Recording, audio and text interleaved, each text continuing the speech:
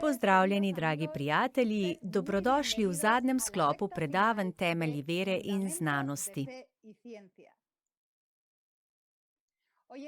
Danes začenjamo s sklopom Geologija in paleontologija, v katerem bomo raziskali, kaj nam kamni in fosili govorijo o nastanku.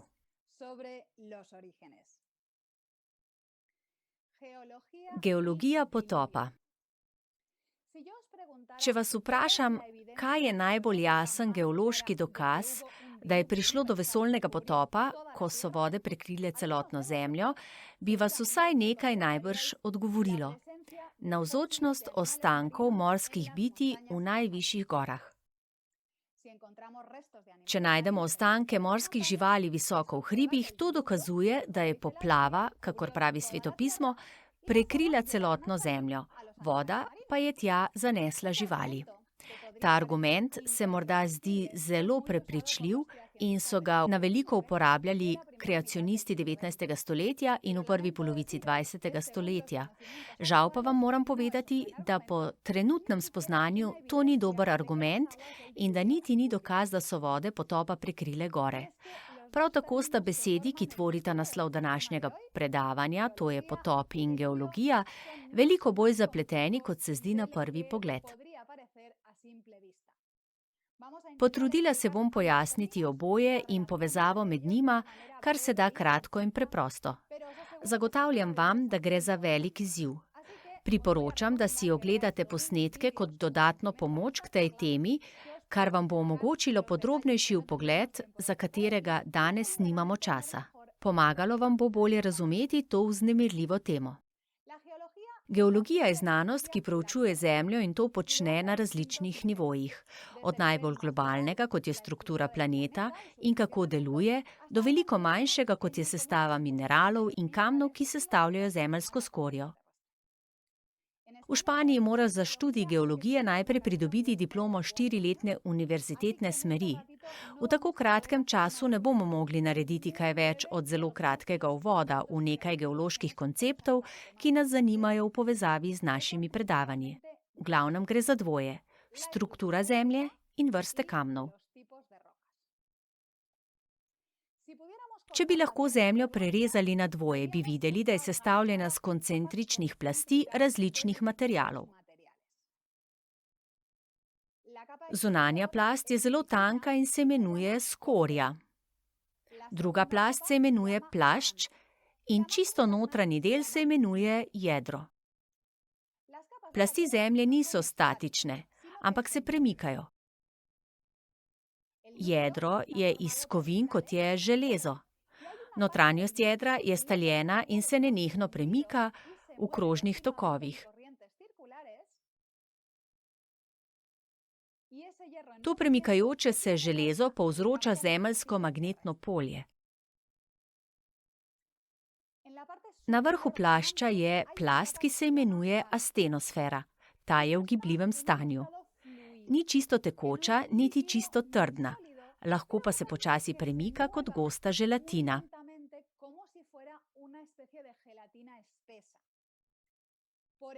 Nad astenosfero je plast trdnih in togih skal, ki tvorijo skorjo in del plašča, imenuje pa se litosfera, kar pomeni okamenela sfera. Litosfera ni enovita plast, temveč je razdeljena na kose različnih velikosti, ki se ujemajo kakor kosi sestavljanke.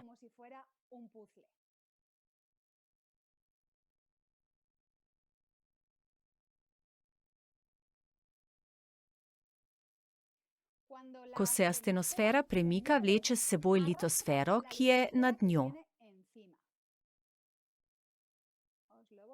To vam bom pokazala v animaciji.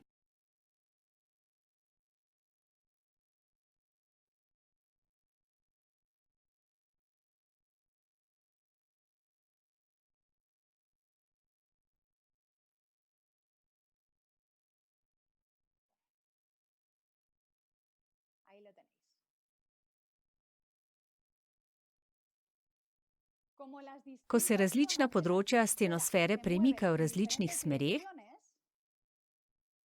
Se včasih kosi litosfere drgnejo med seboj in trčijo ali pa se ločijo in za seboj pustijo razpoko.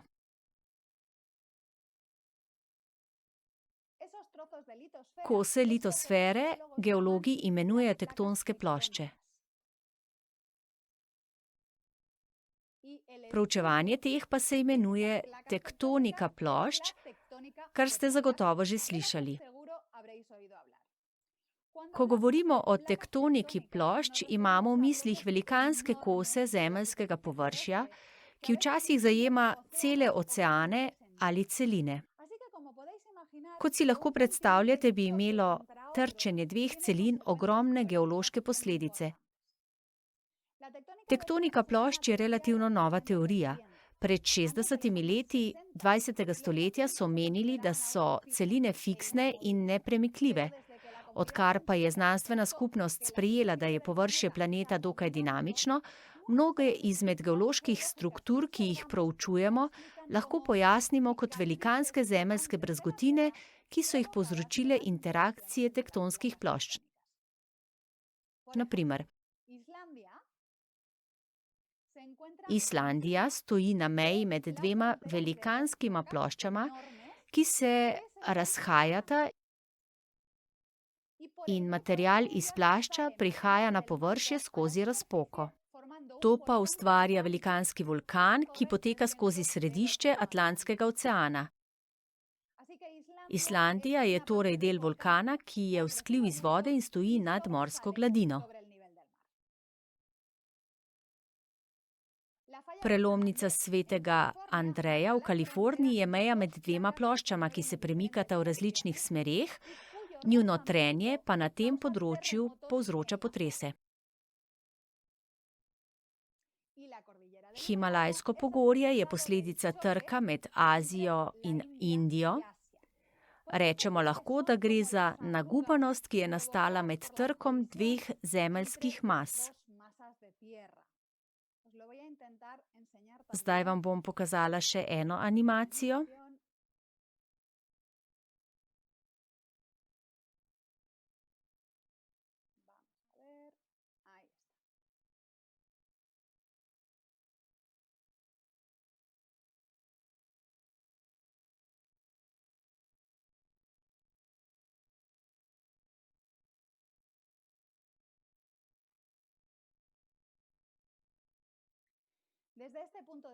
Z tega vidika morski fosili visoko v Himalaji ne pomenijo, da so v preteklosti Everest prekrile vode potopa.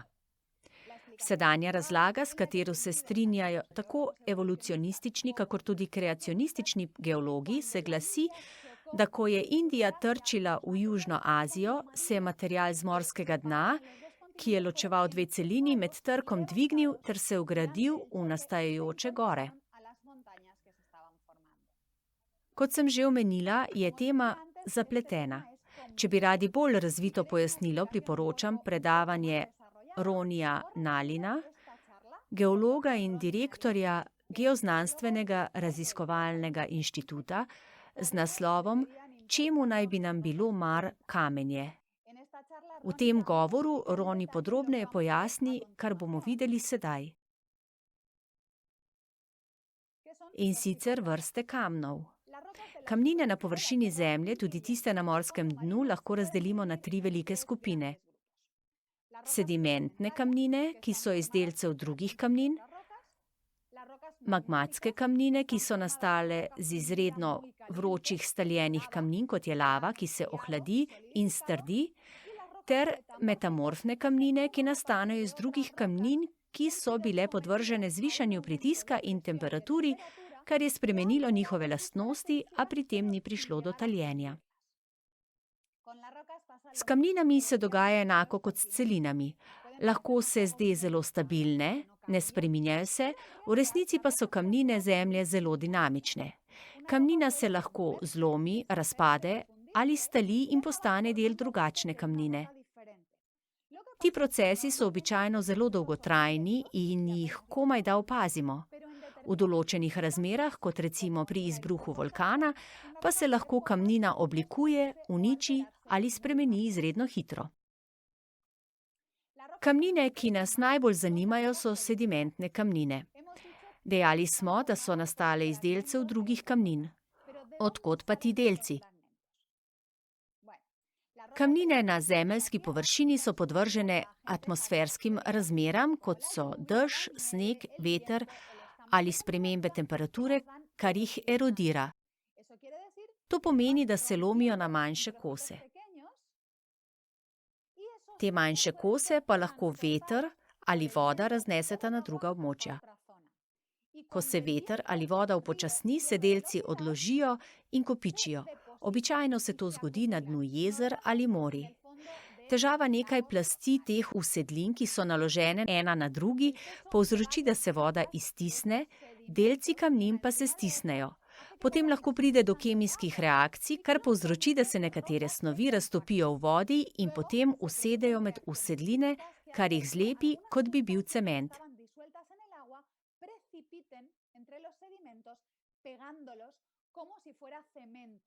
Ti procesi stiskanja in cementiranja povzročijo, da se nevezane usedline spremenijo v sedimentne kamnine. Odvisno od vrste delcev, ki jih oblikujejo, so sedimentne kamnine dobile različna imena. Te, ki so iz zrnc peska, se imenujejo peščenjaki.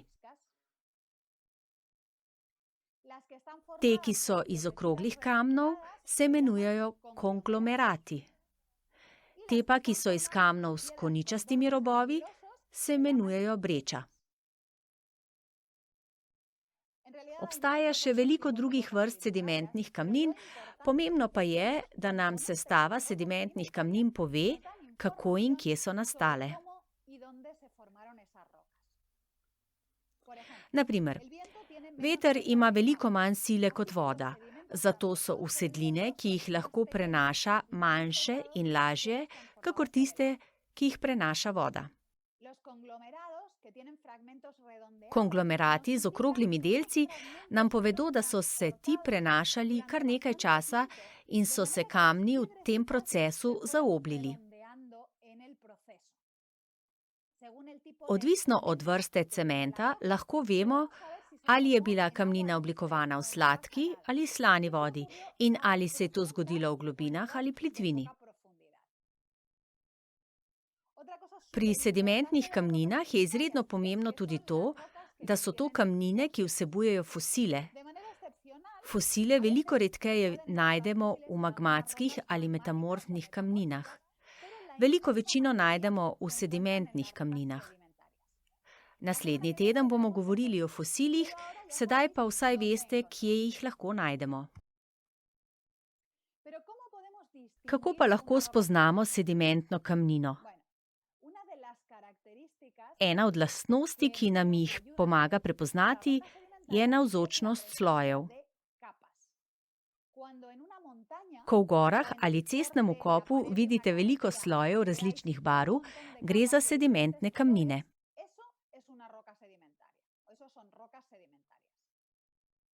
To si zapomnite, ker bomo čez nekaj trenutkov uporabili.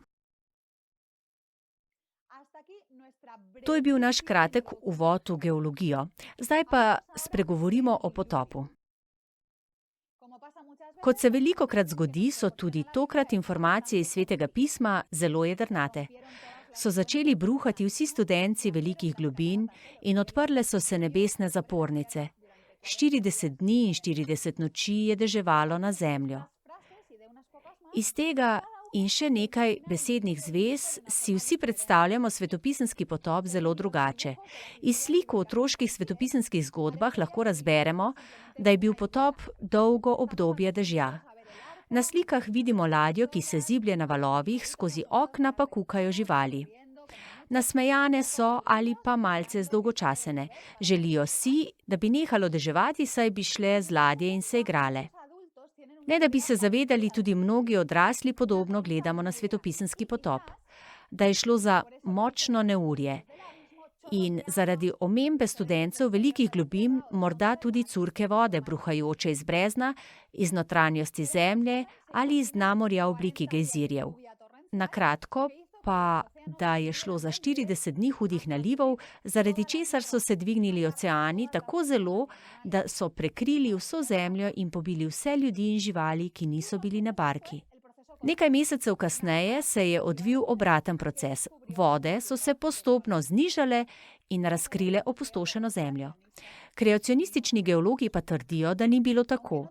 Čeprav nimamo vseh odgovorov, nam informacije iz geologije in paleontologije kažejo, da je šlo med svetopisenskim potopom za nekaj veliko bolj ekstremnega in strašnega.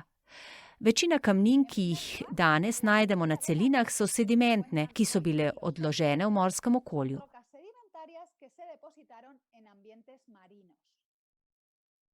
Medtem ko so kamnine na morskem dnu večinoma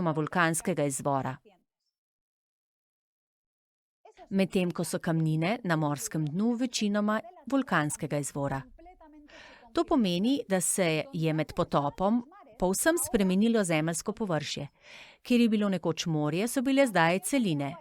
Vodni tokovi so bili tako brutalni, da so erodirali kopno in odnesli material na dno morja. Tako so nastale sedimentne kamnine, ki so se kasneje zaradi tektonskih procesov dvignile in oblikovale nove celine. Vse to so spremljali padajoči meteoriti, katerih ostanke najdemo v kamninah. Ne vemo, kako so bile videti celine pred potopom, ali je bila površina že razdeljena na plošče, ali pa se je to zgodilo med potopom. Verjamemo pa, da se je veliko premikov plošč, o čemer smo govorili prej, zgodilo pri veliki hitrosti. To vam bom pokazala v animaciji.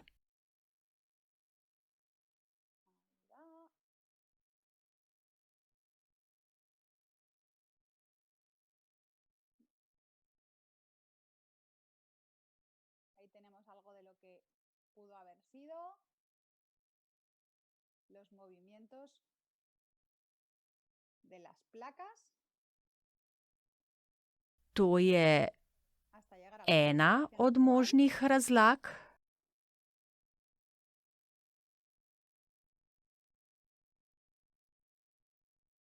Premikanje plošč se je odvilo vse do sedanje oblike. Verjamemo, da se je mnogo teh premikov zgodilo pri visoki hitrosti v letu potopa in takoj zatem. Ob tem so nastale gorske verige, to je povzročilo cunamije in sprožilo vulkanske izbruhe po vsem svetu, kjer je ozračje napolnilo s pepelom, to pa je verjetno pripeljalo do ledene dobe po potopu. Nimamo časa za podrobno razlago, priporočam pa, da si ogledate kratko predstavitev dr. Leonarda Branda na Evropski konferenci vere in znanosti poleti 2019 z naslovom Kaj se je zgodilo med potopom?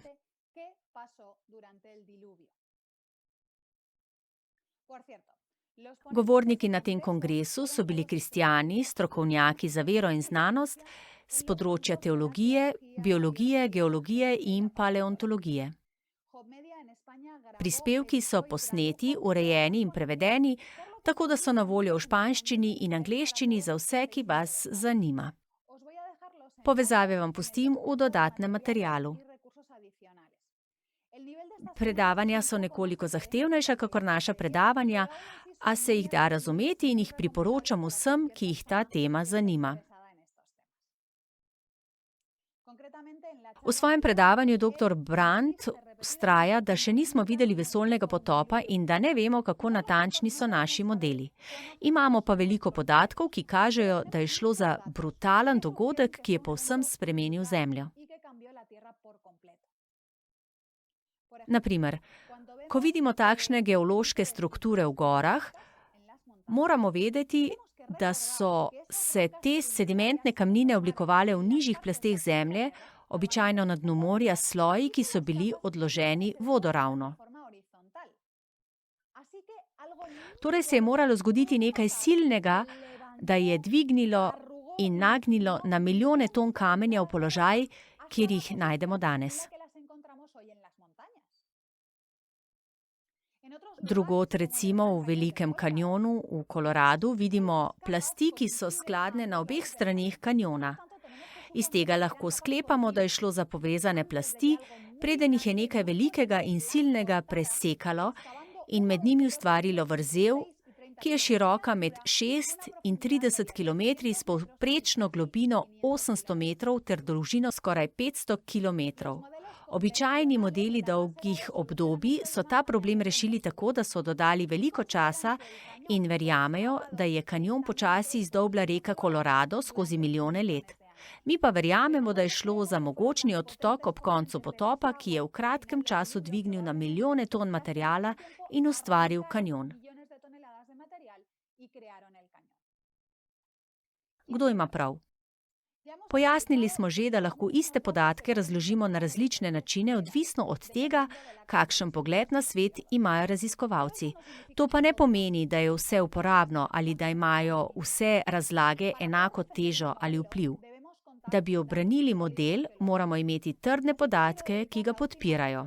V zadnjem delu današnjega srečanja bi vam rada povedala o podatkih, ki so jih pridobili iz geoloških študij in so skladni s tem, kar svetopismo pravi o vesoljnem potopu.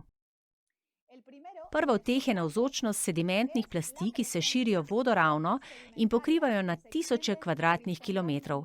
Na prejšnji fotografiji Velikega kanjona ste lahko videli plasti sedimentnih kamnin, ki tvorijo njegove stene.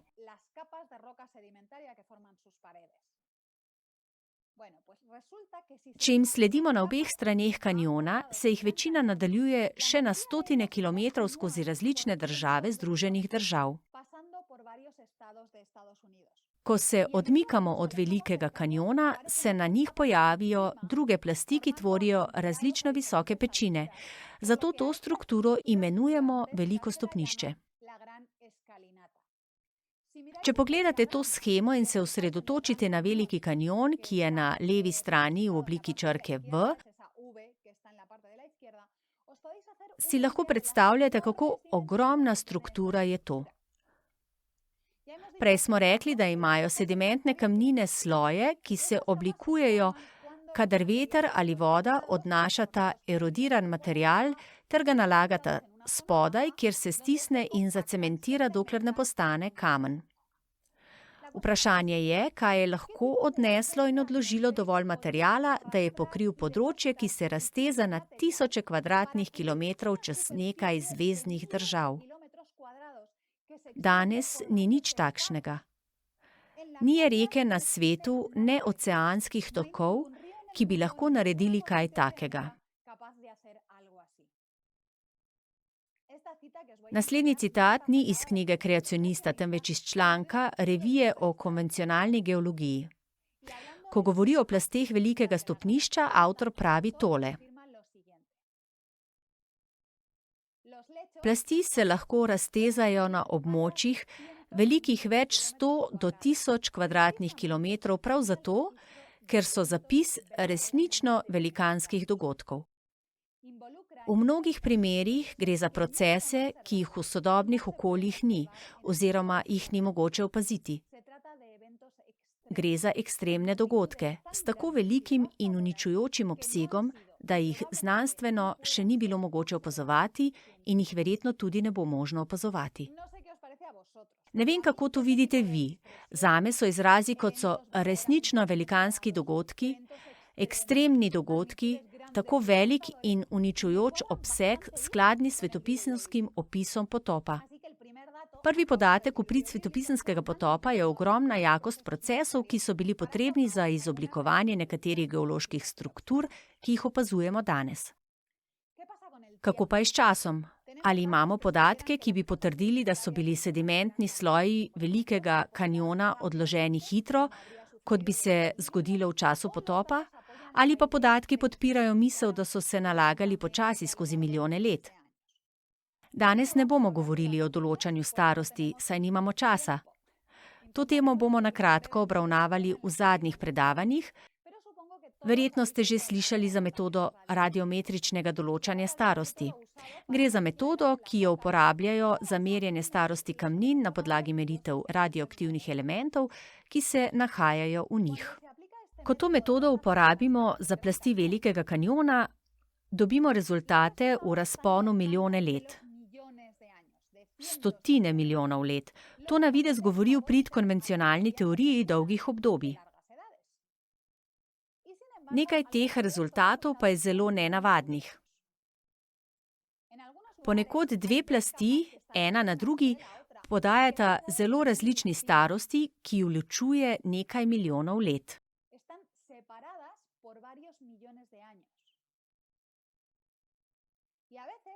Včasih vrzel ali razlika doseže na stotine milijonov let. To daje slutiti, da je po nanosu prvega sloja moralo miniti na milijone let, preden je bil odložen drugi sloj. Ali pa, da so bili drugi sloji naneseni na prvega, ki je bil kasneje erodiran tekom milijonov let, zgornji sloj, ki ga vidimo danes, pa se je obdržal. Zanimivo je, da je mejna plast med dvema slojema, ki ju domnevno ločuje na milijone let, ploska vodoravna površina brez znamen erozije. To je zares čudno. Če namreč pogledamo današnje zemeljsko površje, vidimo, da imamo hribe, reke, doline, višine in nižine. Kako je torej mogoče, da je zgornja površina zgornjega sloja sedimentov ostala ploska in nespremenjena dolge milijone let? Ne da bi se kaj nanjo odložilo ali jo erodiralo. Ali pa so bili procesi sedimentacije in erozije, ki niso pustili nobenih sledi. Logični odgovor je, da sta se obe plasti nanesli hitro, ena takoj za drugo in da nekaj ni v redu z metodo določanja starosti. Te domnevne vrzeli milijonov let med plastmi niso redke. Pojavljajo se na mnogih lokacijah Velikega kanjona in drugod po svetu.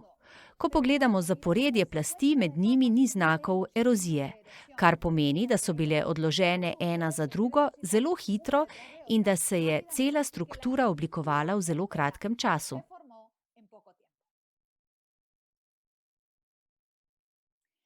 Ko boste gledali Leonardovo predavanje, boste slišali, da večkrat ponovi nekaj, s čimer se povsem strinjam. Pravi: kreacionistični raziskovalci imajo prednost pred evolucionističnimi raziskovalci, saj smo dolžni poznati njihova stališče in argumente, pa tudi svoja. Zaradi tega imamo večjo sliko. Zaradi dejstva, da razmislimo tudi o možnostih, o katerih oni ne bi, vidimo stvari, ki jih oni ne vidijo, in tako dobimo ideje, na katere oni ne bi pomislili, ker ne ustrezajo okvirju njihove paradigme. Leonard je to mnogokrat uporabil v svojih raziskavah in bil uspešen. Naj končam z dvema raziskavama, ki sta plod njegovega varovanja v svetopisemski potop. Prva je povezana s tem, kar smo pravkar videli, z nanašanjem slojev v sedimentnih kamninah. Če ste bili na plaži ob oseki, ste verjetno videli veliko živali, rakov, črvov, ki so si naredili luknje v mokrem pesku. To se zgodi tudi na dnu jezer in morij. Živali, ki živijo na dnu, nenehno rinejo v usedline, 20 do 30 centimetrov globoko in včasih še globje. V normalnih razmerah količina usedlin, ki z rekami pride v morje, obsega samo nekaj centimetrov na leto. Dejavnost živali pomeša materiale, ki so pravkar prispeli, s tistimi, ki so že tam, in tako preprečujejo, da bi se sloji jasno ločili. Obstajajo sedimentne kamnine, kakršna je na sliki, kjer te luknje in rovi ostanejo vidni. To geologi imenujejo bioturbacija. Leonard Brandt se je odločil pregledati literaturo o bioturbaciji in izračunati, kolikšen odstotek sedimentnih kamnin na tem svetu kaže znake biološke aktivnosti. Če drži konvencionalna teorija, da so se sedimentne kamnine oblikovale postopoma skozi milijone let, bi moralo biti zelo veliko kamnin z znaki bioturbacije in zelo malo takšnih, kot je na sliki, kjer se zelo jasno vidijo tanki sloji. Ti tanki sloji so se lahko ohranili samo, če so se plasti odložile hitro, ena na drugo, in s tem oblikovale celotno zaporedje v kratkem času, ter so ostale dovolj zakopane, da jih živali niso mogle preoblikovati. Rezultati Leonardove študije potrjujejo, kar smo pričakovali v modelu potopa. Velika večina sedimentnih kamnin ima jasno vidne sloje, kar kaže na hiter nanos, zelo majhen odstotek pa ima sledi bioturbacije. Druga študija, ki vam jo želim predstaviti, se mi zdi genialna. Leonard Brandt in Arthur Chadwick sta jo opravila v pisarni, ne da bi morala iti raziskovati na teren. To sta dosegla z raziskavo drugih avtorjev in analizo njihovih rezultatov z drugega zornega kota. Da bi razumeli študijo, vam moram povedati, kaj so paleotokovi. Omenili smo, da nam sedimentne kamnine nudijo informacije o okolju, v katerem so nastale. Včasih se sedimentne kamnine oblikujejo pod vodo in imajo zato na svojem površju sipine ali valove. Ti so nastali, ker se je voda nad sedimentom premikala, obstajal je nek vodni tok. Strokovnjaki tega področja lahko analizirajo obliko valov in vedo, kakšna je bila smer toka. Ker gre za starodavne tokove, se imenujejo paleotokovi. Ko geologi objavijo študijo o kamninah določenega območja, kjer so odkrili tudi znake paleotokov, med opisom strukture vključijo tudi informacije o smeri tokov. Tako sta Leonard in Arthur prebrala vse objavljene članke, ki so omenjali paleotokove v Združenih državah Amerike. Zbrala sta vse podatke in jih vnesla v bazo podatkov. Zakaj sta to naredila? Za posvetne geologe so vodni tokovi, ki se odražajo v skalah na različnih področjih Združenih držav Amerike, neodvisen pojav. Eno je lahko reka, drugo tok na dnu jezera. A nima smisla, da bi ju med seboj primerjali, saj po njihovem mnenju med enim in drugim ni povezave. Leonard in Arthur, ki verjameta v svetopisemski potop, pa sta pomislila, da je mogoče veliko teh tokov del istega dogodka. Potopa. In če to primerjata, morda najdeta vzorec. Lahko bi se motila. Če raziskovalec črpa svoje ideje iz Svetega pisma, to ne zagotavlja uspeha. To je treba empirično dokazati. In to sta storila Leonard in Arthur. V tem primeru sta imela povsem prav. Ko sta v skupno bazo podatkov vnesla vse smeri tokov, ki so bili vidni v kamninah, se je pojavil skupen vzorec, ki je pokrival področje celotnih Združenih držav Amerike, ki se je spreminjal, kolikor više po geološkem stolpcu sta se premikala. V globljih sedimentnih kamninah, ki ustrezajo zgodnji fazi potopa, so tokovi pokazali, da je voda drla na celino in oblikovala vrtinec v središču. Višje, torej kasneje v potopu, pa je voda odtekla iz gorskih verig, ki so se oblikovale.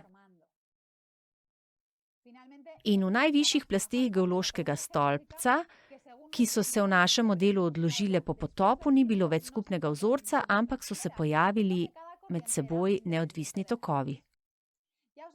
Rekla sem že, da se mi ta raziskava zdi genialna, in pri tem nisem edina. Tako dobro sta jo opravila, rezultati pa so tako nesporni, da so jo sprejeli v objavo v reviji Nature.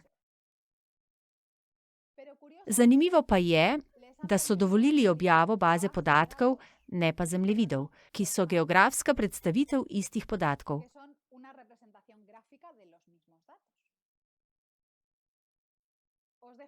Pustila vam bom, da sami razmislite, zakaj.